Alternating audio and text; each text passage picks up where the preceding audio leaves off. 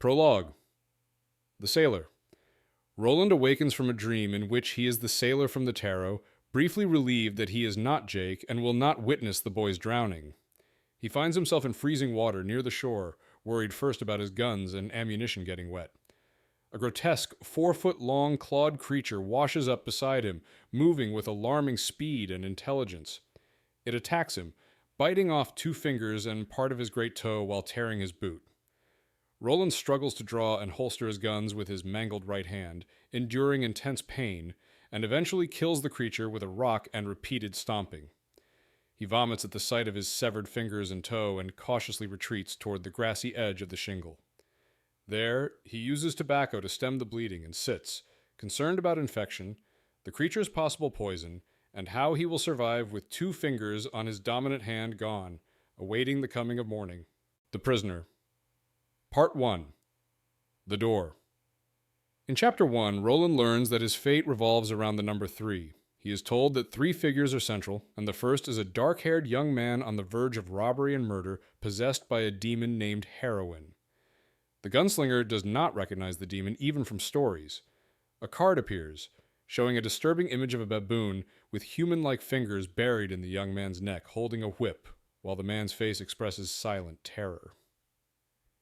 The man in black, formerly Walter and once trusted by Roland, observes the scene and comments casually on its unsettling nature, emphasizing the grotesque and ominous reality of the first figure's fate.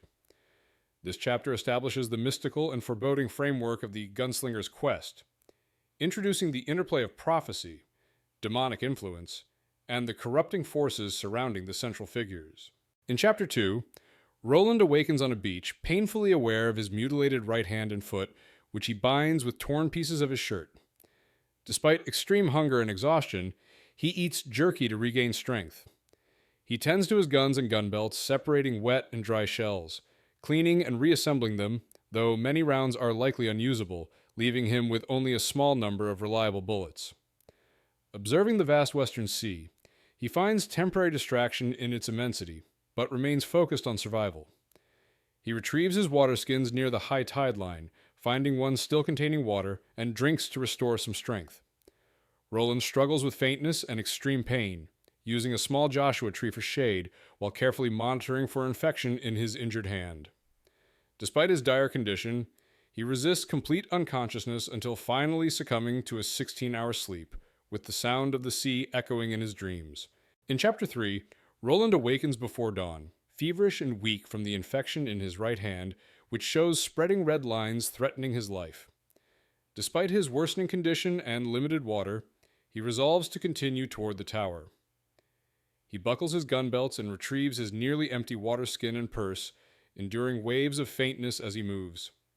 At the beach, he eats the last of his jerky in small portions, regaining a little strength. Roland reflects on his dire situation, missing 2 fingers and a toe, carrying potentially useless ammunition, bitten by a monster with no medicine, and with barely a day's supply of water.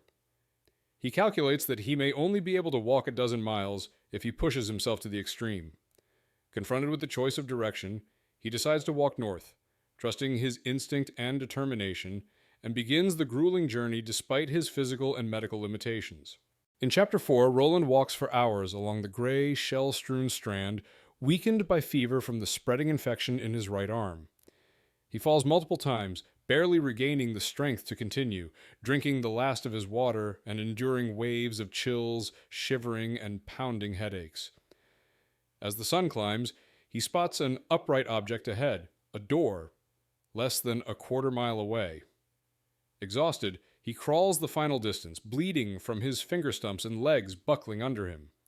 The door is 6.5 feet tall, seemingly made of ironwood with a gold doorknob engraved with a baboon face, labeled The Prisoner.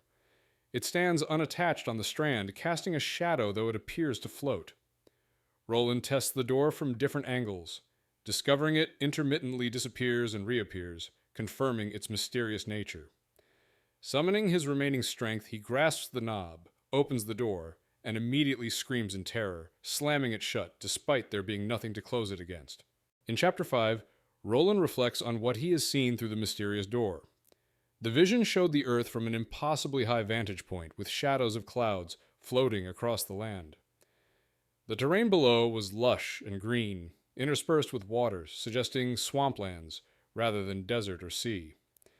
He realizes that stepping through the door would be fatal, as it would mean falling miles to the ground. Roland notes that his infection has spread past his elbow and is rapidly advancing